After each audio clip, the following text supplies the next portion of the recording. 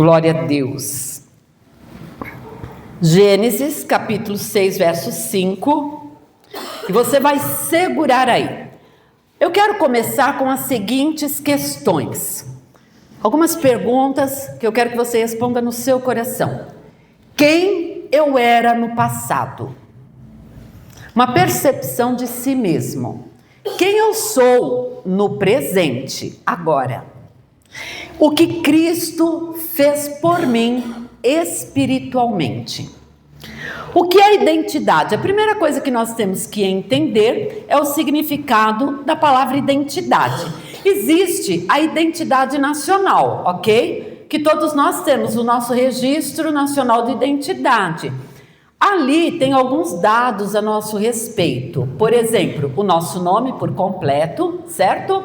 O nome dos nossos pais, que diz respeito à nossa filiação, de onde vimos, a data do nosso nascimento, o estado que nascemos, a cidade que nascemos e a nossa nacionalidade. Isso é conhecido como a nossa identidade nacional. Existe a identidade pessoal, existe a identidade íntima, existe a identidade social, existe vários tipos de identidade que podem ser estudadas. Mas hoje eu quero falar sobre a identidade espiritual, ok? Que é o que realmente é importante para nós. Então, a identidade pessoal, ela é definida como a autoimagem global que o indivíduo tem de si mesmo. Ou seja, como você se vê? Se hoje eu perguntasse, por exemplo, Joãozinho, quem é você? Qual é a sua identidade? Com certeza, o Joãozinho falaria de si mesmo, né? Dentro do conhecimento, do entendimento que ele tem como ser humano, como pessoa, como um indivíduo, ok? E aí a minha pergunta a você hoje é: qual é a sua identidade? E não precisa falar o número do RG, tá? Na psicologia social, existem algumas definições tais como... Ele fala assim na psicologia social: é o que nos caracteriza como pessoa, é o que respondemos quando alguém nos pergunta quem é você. Isso foi escrito por Lane em 1985, na página 16. Ou ainda o conjunto de papéis que desempenhamos e que atendem basicamente à manutenção das relações sociais representadas no nível psicológico pelas expectativas e normas que os outros envolvidos esperam que sejam cumpridos. Também foi Lane, já agora em 1985, também página 22. Isso é, um pequeníssimo resumo do que as pessoas falam. É claro que há muitos outros autores trabalhando na área da psicologia e filosofia que vão falando a respeito da identidade do ser humano. Agora, quem eu sou em Cristo? Quem eu sou em Deus? Então nós vamos trabalhar primeiro quem eu era, né? A imagem, a nossa imagem. Gênesis 6:5 diz assim: e viu o Senhor que a maldade do homem se multiplicara sobre a terra, e que toda a imaginação dos pensamentos de seu coração era só má continuamente. Amém? Aqui nós temos uma imagem do ser humano, e essa imagem o Senhor relata que é uma imagem de maldade. Lá em Jeremias, capítulo 17, no verso 9, Jeremias, capítulo 17, verso 9, diz: enganoso é o coração, mais do que todas as coisas, e perverso, quem o conhecerá? Mais uma vez, uma identidade aqui manifestada. Jeremias está falando que o coração do ser humano é perverso, ok? A natureza, então, interior do homem. Mateus, capítulo 7, verso 21 e 23, nos é dita pelo Senhor Jesus no sermão da montanha, no sermão conhecido como do monte. Lá em Mateus 7, 21 a 23, diz assim: porque de dentro do coração dos homens, de onde? De dentro do coração. E não é o coração músculo, tá? Né? Mas é de dentro da alma do homem, ok? De dentro da alma do homem saem os maus pensamentos, os adultérios, as prostituições, os homicídios, os furtos, a avareza, as maldades, o engano, a dissolução, a inveja, a blasfêmia, a soberba, a loucura. Todos estes males vêm de dentro e contaminam o homem. Então o Senhor está revelando aqui a natureza interior do ser humano. Agora, essa natureza diz qual é a nossa condição de seres humanos. Romanos 3, 23. Porque todos pecaram e destituídos estão do quê? Da glória de Deus, ok? Vamos lá em Romanos 3, capítulo 3, verso 9 até o 12. Pois que somos nós mais excelentes? Isso é Paulo falando e dizendo a respeito. E o somos nós aqui está falando sobre o povo judeu, como o povo judeu se considera. E ele está falando, nós nos achamos como judeu mais excelentes, né? E ele fala, de maneira nenhuma, pois já dantes demonstramos que tanto judeus como gregos, todos estão debaixo do pecado. Certo? Presta atenção que ele não está falando que todos estão debaixo da bênção. Ele está falando que todos estão debaixo do pecado. Como está escrito, não há um justo sequer. Não há ninguém que entenda. Não há ninguém que busque a Deus. Todos se extraviaram e juntamente se fizeram inúteis. Não há quem faça o bem, não há nenhum só. É pesada essa palavra, não é?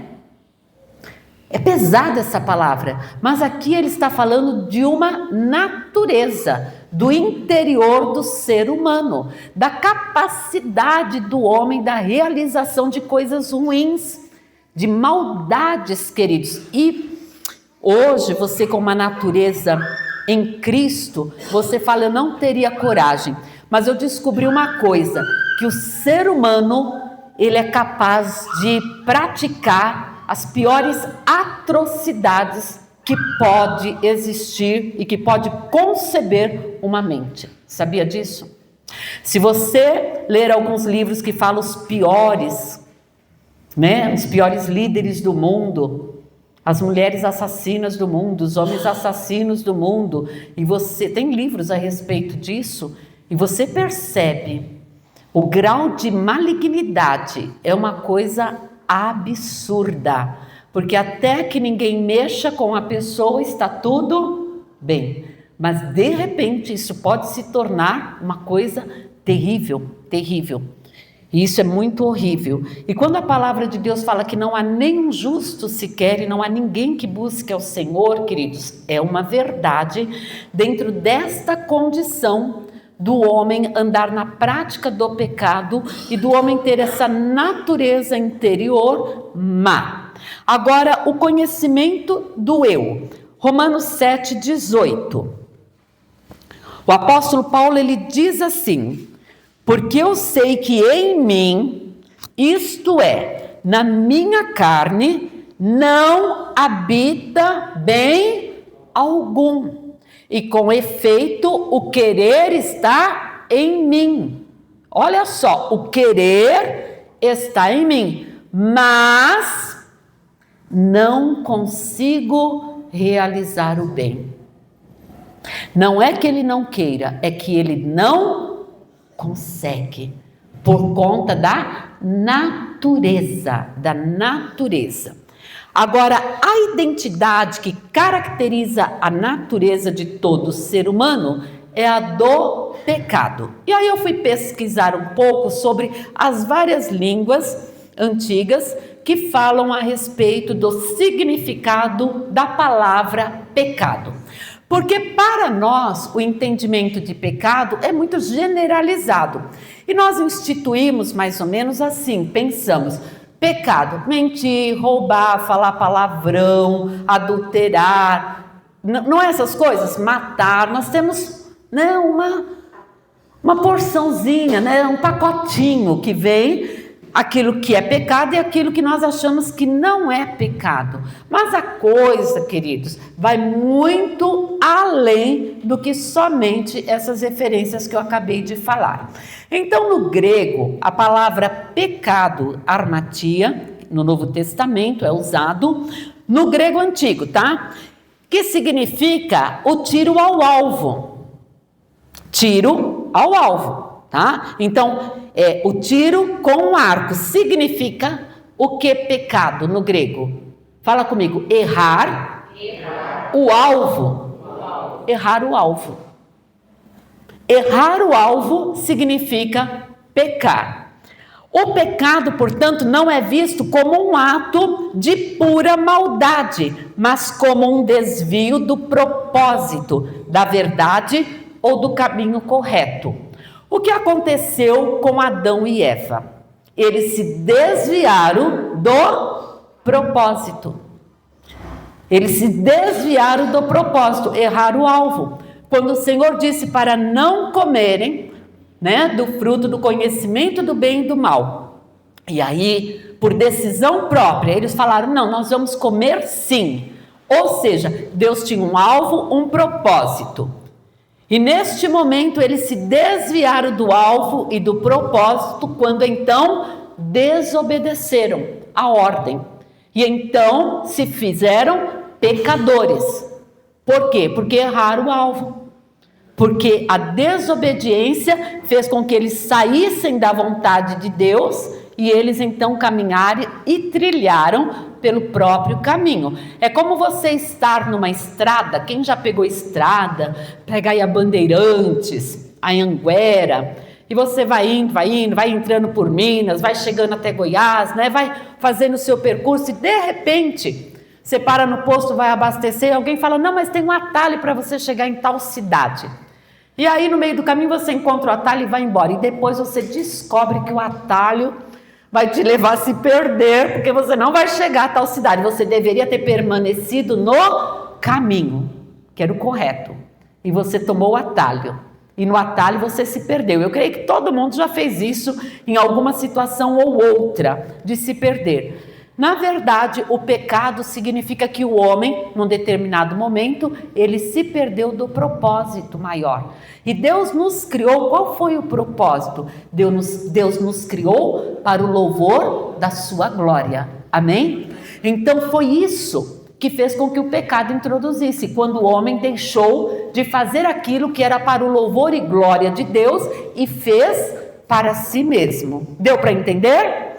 E no hebraico, chatá e pecha, do Antigo Testamento. Chatá compartilha da mesma raiz de errar o alvo, falhar em ver a altura do seu potencial. Olha que coisa forte. Não é forte isso? Pecado. Quando nós estamos vivendo, né, abaixo da altura do potencial. Então Deus criou o homem para reinar, Deus criou o homem para dominar. Lembram da ordem que Deus dá para o homem?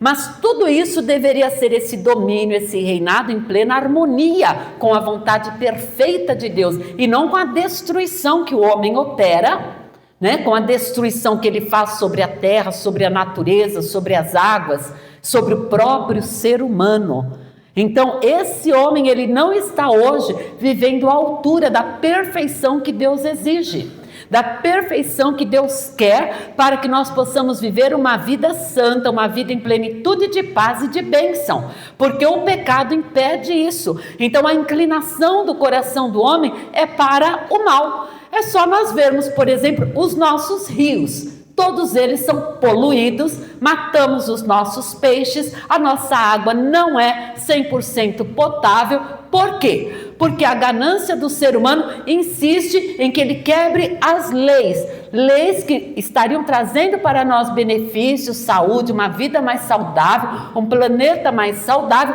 são quebradas pela ganância. Ou seja, esse homem, ele está o quê? Quebrando, errando o alvo, para a existência para a qual ele foi criado, trazido à vida, porque ele deveria edificar, ele deveria construir, ele deveria fazer o bem, ele deveria pensar na próxima geração, que serão seus filhos, seus netos, e não destruir a casa que Deus nos deu. Então eles estão o quê? Falhando em viver à altura do seu potencial.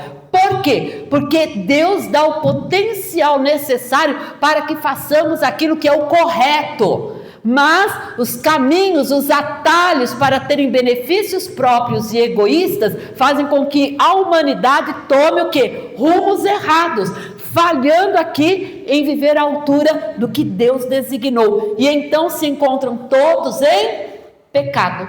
Deu para entender? Está mais claro o pecado hoje? Está mais claro, igreja? Tá? Pecha tem um peso mais social e jurídico, significando revolta e transgressão. Na maioria das vezes nós só citamos isso.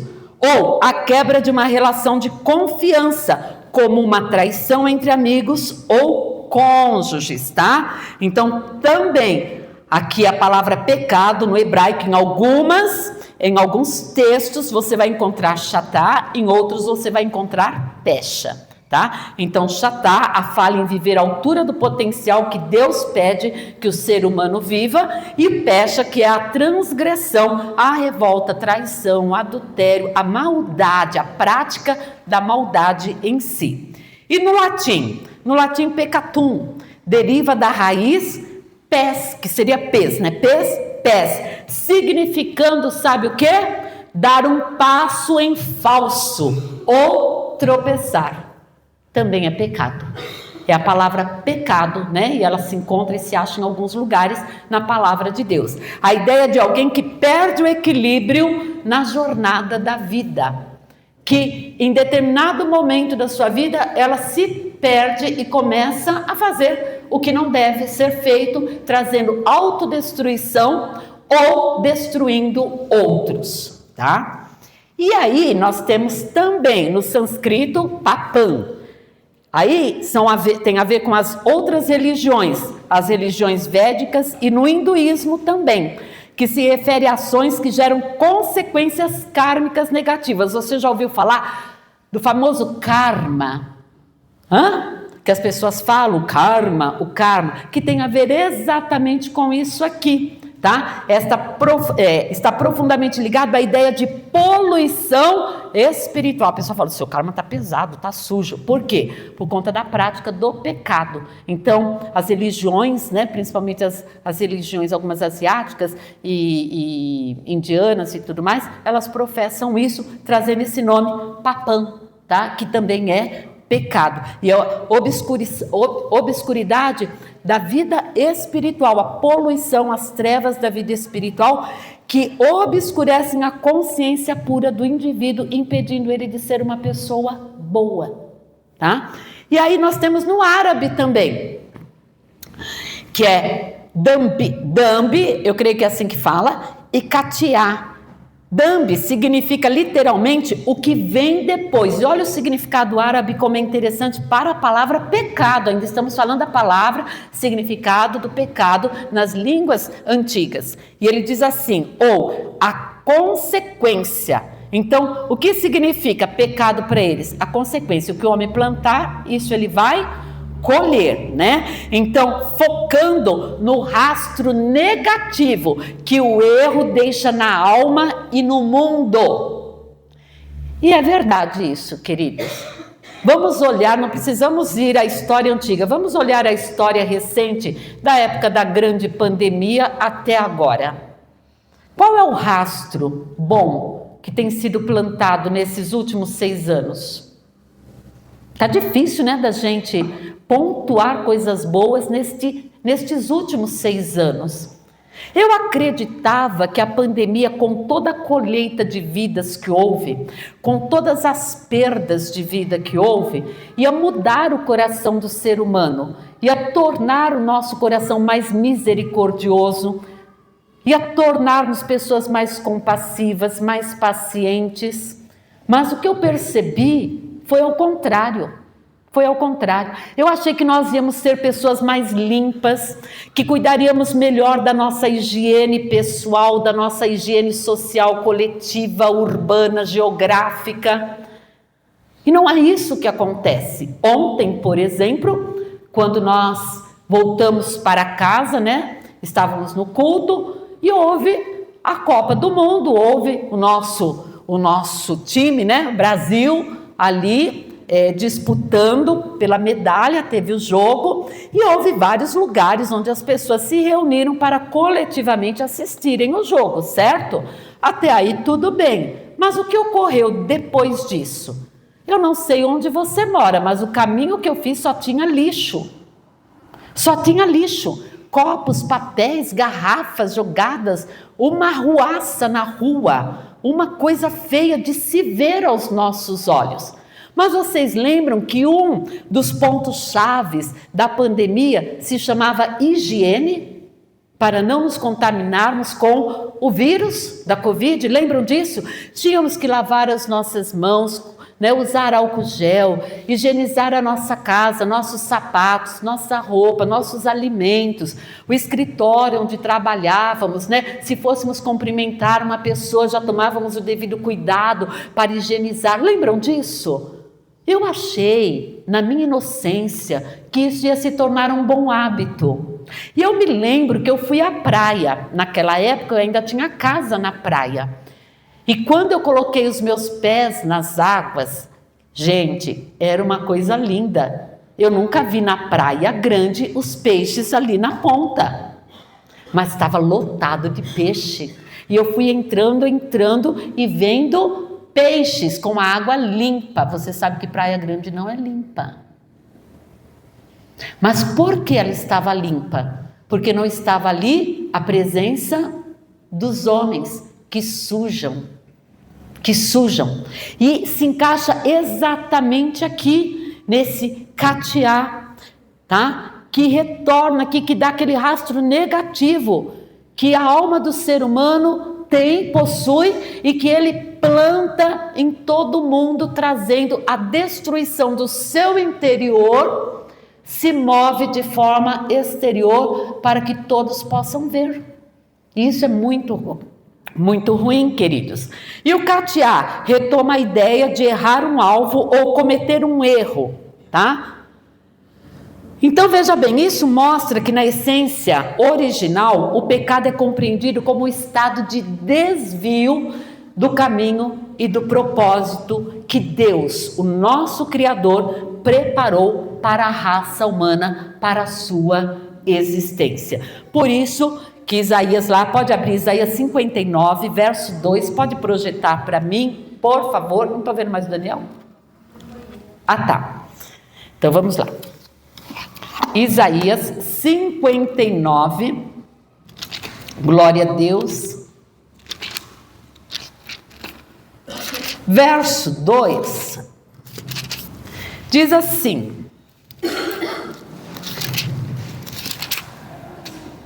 mas as vossas iniquidades fazem divisão entre vós e o vosso Deus, e os vossos pecados encobrem o seu rosto de vós, para que vos não ouça. E aí você pode ler em casa o capítulo 59 todinho. E aí o Senhor vai falando qual é o coração do homem, como é esse coração do homem que nós temos falado até esse momento. Amém, queridos? Deu para entender essa condição em nome de Jesus? Quem eu era no passado? Quem as pessoas são enquanto não tem um encontro real e verdadeiro com Jesus? Agora vamos lá. O que foi que Cristo fez por nós? Ele nos deu uma nova identidade, aleluia, glória a Deus. Então, Evangelho de São João, capítulo 3, do verso 1 até o verso 7, aleluia. Todos nós conhecemos essa passagem que relata o encontro de Jesus com Nicodemos, amém? Mas nós vamos só até o verso 7. E havia entre os fariseus um homem chamado Nicodemos, príncipe dos judeus. Este foi ter de noite com Jesus e disse-lhe: Rabi, Bem sabemos que és mestre vindo de Deus, porque ninguém pode fazer estes sinais que tu fazes se Deus não for com ele. Jesus respondeu e disse-lhe: na verdade te digo que aquele que não nascer de novo não pode ver o reino de Deus. Disse-lhe Nicodemos: como pode um homem nascer sendo velho? Porventura pode tornar a entrar no ventre de sua mãe e nascer? Jesus respondeu: na verdade te digo, que aquele que não nascer da água e do Espírito não pode entrar no reino de Deus. O que é nascido da carne é carne, e o que é nascido do Espírito é Espírito. Não te maravilhes de te ter dito: necessário vos é nascer de novo. Aleluia. Abra lá em 2 Coríntios, capítulo 5, verso 17.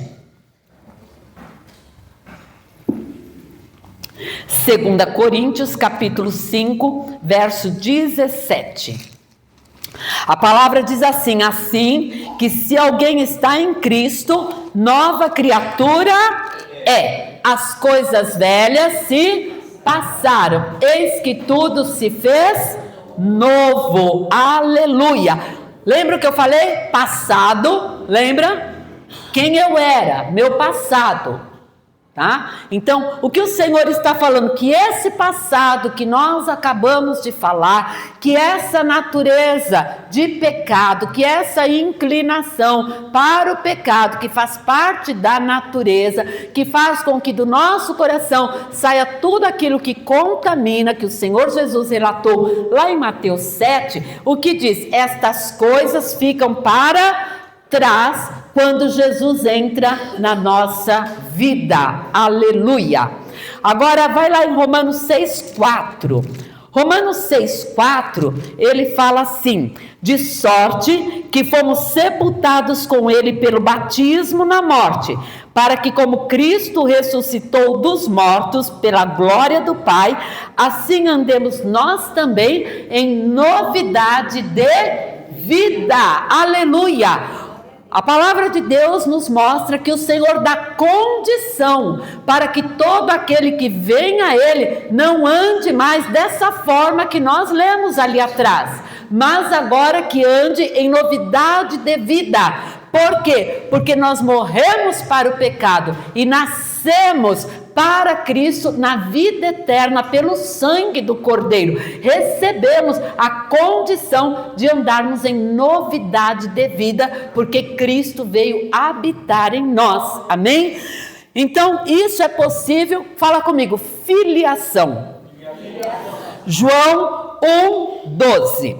Mas a todos quantos o receberam, deu-lhes o direito ou o poder de serem feitos o quê? Filhos de Deus, aos que creem no seu nome. Agora, olha o verso 13. Os quais não nasceram do sangue, nem da vontade da carne, nem da vontade do varão, mas nasceram pela vontade de Deus. Aleluia. Se você está aqui nessa noite como filho de Deus, você está aqui porque foi da vontade de Deus te fazer uma nova criatura. Aleluia, aleluia, aleluia, aleluia. Amém? Por quê? Porque ele fala aqui da vontade da carne, da vontade do varão, da vontade do sangue. Isso é a vida humana, o relacionamento homem e mulher que gera uma vida. Mas aqui o Senhor está falando que Ele quis nos gerar e nos escolheu, aleluia, para sermos filhos.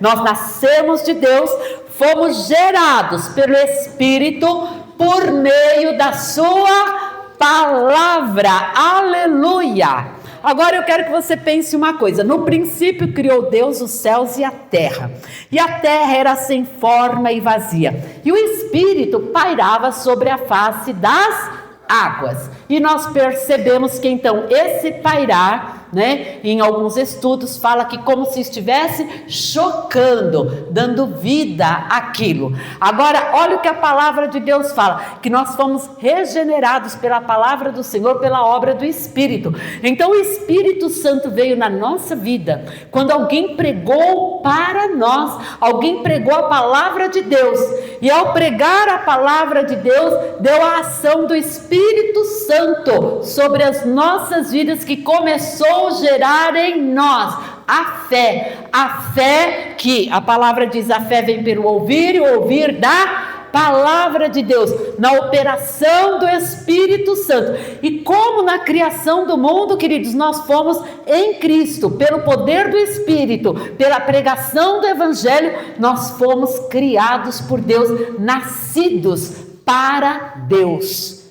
Meu querido irmão, isso é espetacular. Isso é espetacular, porque ninguém pode se tornar filho de Deus simplesmente porque quer. Ele tem que ser escolhido de Deus, gerado por Deus, pelo Espírito Santo e pela sua palavra. Aleluia! E foi isso que o nosso Deus Todo-Poderoso fez com cada um de nós. Aleluia! Tiago 1,18 diz assim: segundo a sua vontade, ele nos gerou pela palavra da verdade, para que fôssemos como primícias das suas criaturas. Aleluia! No nosso novo nascimento, essa é a nossa geração espiritual. Ocorre pela vontade de Deus, por meio da palavra do Senhor, como instrumento de ação em nossos corações. E eu quero que você abra lá em 1 Pedro, no capítulo 1. 1 Pedro, no capítulo 1, no verso 17.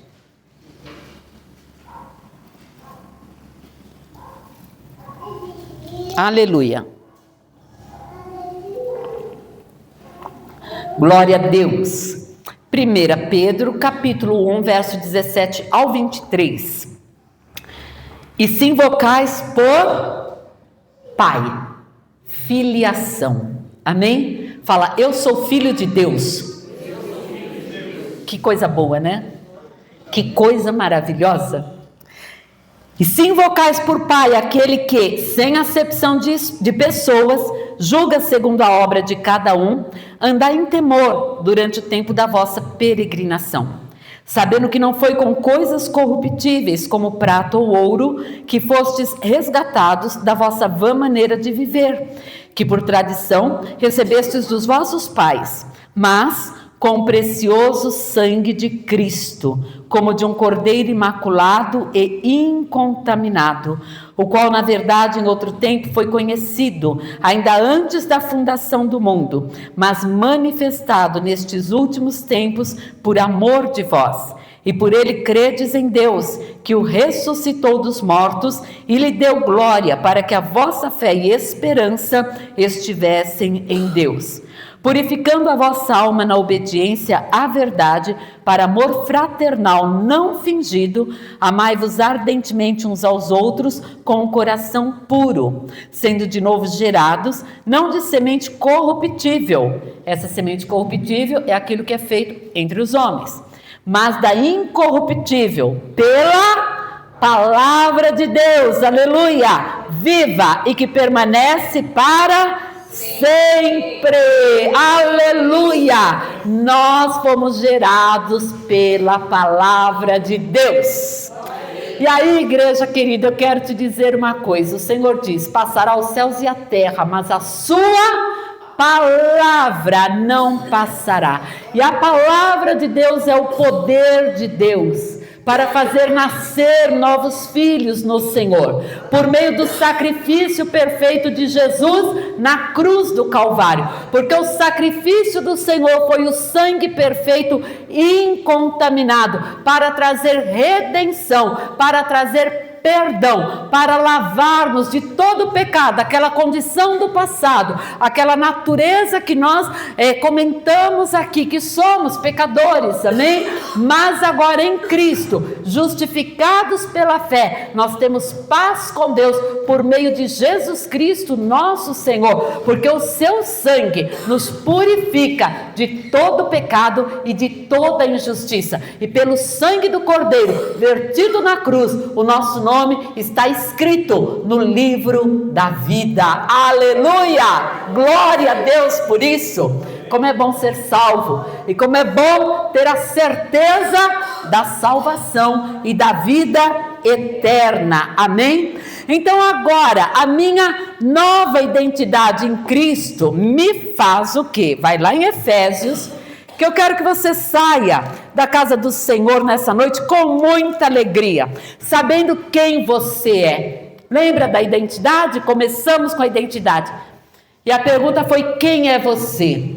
Mas agora, lá em Efésios capítulo 1, verso 3 e 14, eu quero que você vá anotando e dizendo quem é você, por essa palavra. Você que foi lavado, comprado, perdoado, justificado, o sangue do Cordeiro sobre a sua vida. Meu irmão, conheça o que Cristo conquistou na cruz. Vamos lá. Bendito Deus e Pai de nosso Senhor Jesus Cristo, o qual, presta atenção, nos abençoou com todas as bênçãos espirituais nos lugares celestiais em Cristo. Fala: eu sou abençoado por Deus em Cristo Jesus. Amém? Amanhã, quando você for orar, você vai falar: Senhor, está escrito. O Senhor me abençoou com todas as bênçãos espirituais em Cristo. Aleluia! Aleluia! Agora, verso 4. Como também nos elegeu nele antes da fundação do mundo, para que fôssemos santos e irrepreensíveis diante dele em amor. Fala: eu sou escolhido. O eleger aqui significa escolher para si um povo. Aleluia! E a palavra do Senhor fala assim, lá em João 15,16: não escolhestes vós a mim, mas eu vos escolhi e vos nomeei para que vades e deis fruto. Aleluia! Foi Deus que nos escolheu. Amém, queridos? Você já parou para pensar que coisa maravilhosa? Antes da fundação do mundo, antes de virmos a esse mundo, já éramos escolhidos do Senhor. Isso em todos os lugares na face da terra, aos escolhidos de Deus, em todas as gerações. Amém?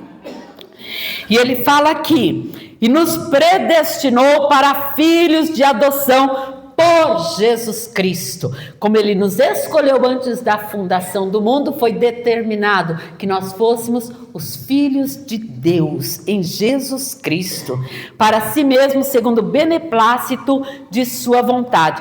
Beneplácito significa consentimento, aprovação, permissão da vontade de Deus para conosco. Aleluia! E aí a palavra do Senhor ainda fala assim, porque ele nos escolheu, porque ele nos elegeu, porque ele nos predestinou para filhos, para louvor e glória da sua graça, pelo qual nos fez agradáveis a si no amado. Então toda a criação, queridos, deve ser para louvor e glória de Deus. Como o homem, na sua queda, deixou de louvar e glorificar a Deus, ele perdeu a sua essência, a essência primordial da criação e do propósito da criação.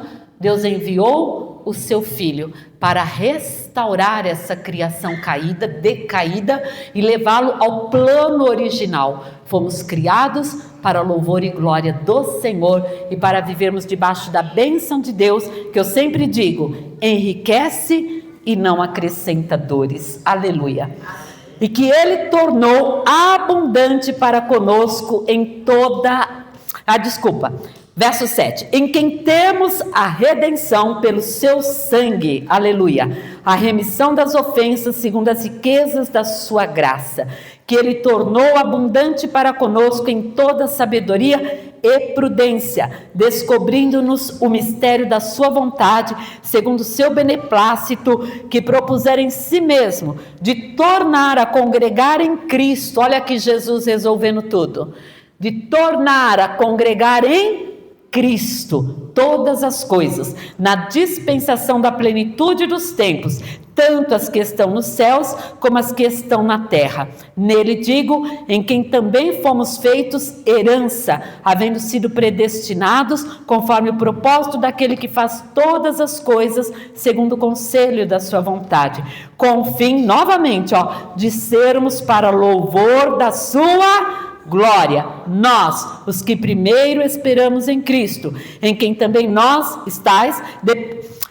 em quem também vós estáis, depois que ouvistes a palavra da verdade, o evangelho da vossa salvação, e tendo nele também crido, fostes selados com o Espírito Santo da promessa, o qual é o penhor da nossa herança para a redenção da possessão de Deus, para louvor da sua glória. Olha, 3 vezes, para o louvor da sua glória. Fomos salvos para o louvor da sua glória. Aleluia! E eu quero encerrar colocando no seu coração quem somos hoje. Quem sou eu? Quem é você hoje? Fala assim, cidadão celestial. O céu é nosso. Parece prepotência, arrogância. Não! Está escrito que Ele é nosso. O Senhor nos fez cidadãos celestiais. Aleluia! Fomos assentados em lugares celestiais em Cristo Jesus para reinar. Acabamos de ler aqui Efésios 1, 3-5. Nós fomos perdoados e justificados. Nenhuma condenação há para aqueles que estão... Aonde? Em Cristo Jesus, que não andam mais na prática do pecado. Aleluia.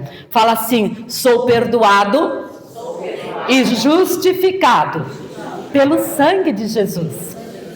Aleluia. Outra coisa, quem eu sou hoje? Sou livre das práticas do pecado. Somos sim, fala comigo, sou livre das práticas do pecado.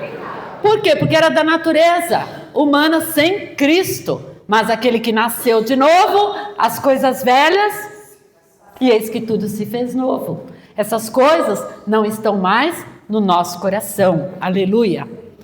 Fala assim, eu sou selado pelo Espírito Santo.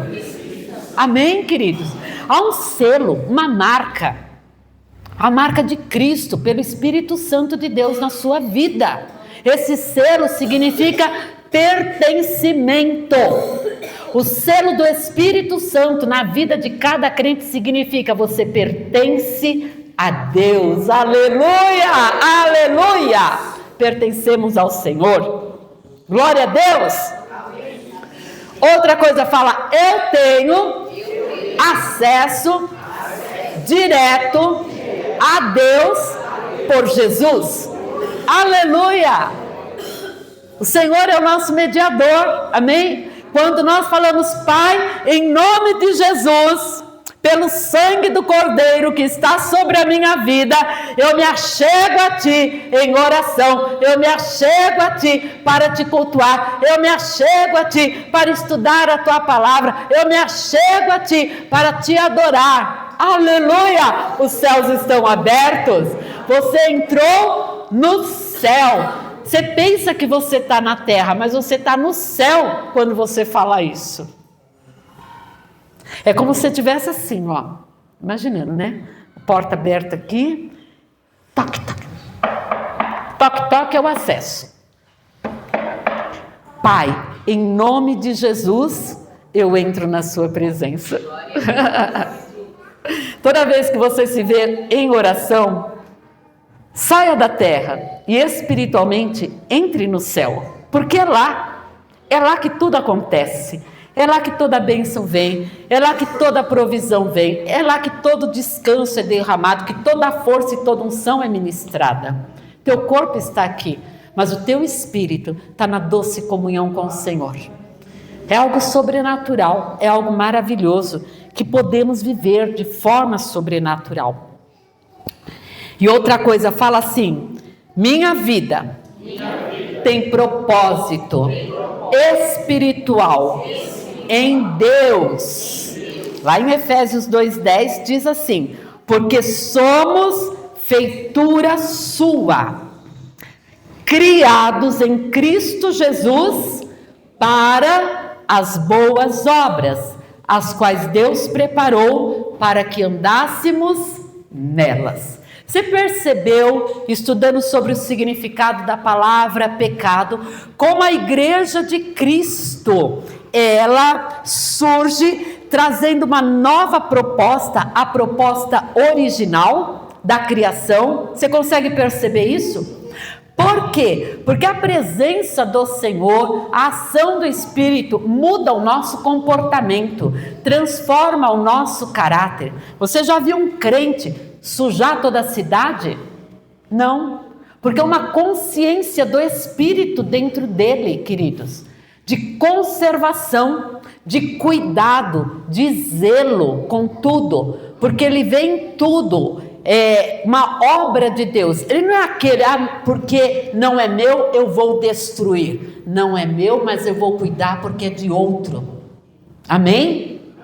A educação do crente é diferente, o comportamento do crente é diferente, porque a palavra ensina isso, queridos. Ensina-nos a amar a criação do Senhor, a amar os animais, a amar as plantas, a amar as pessoas, a desejar o bem. Então a proposta de Cristo, por meio do seu sangue derramado, trazendo perdão, remissão de pecados, também traz para nós transformação do nosso interior. Então aquilo que lá em Mateus 7:21 fala, que do coração do homem procede os adultérios, procede a maldade, procede tudo que é ruim. Do coração do salvo em Cristo procede o amor, a bondade, a longanimidade, a benignidade, a mansidão, a temperança, os frutos do Espírito Santo, que constroem, que trazem louvor e glória ao nome do Senhor. A igreja é importante na terra, a igreja é forte na terra para impactar o mundo com transformação de valores espirituais,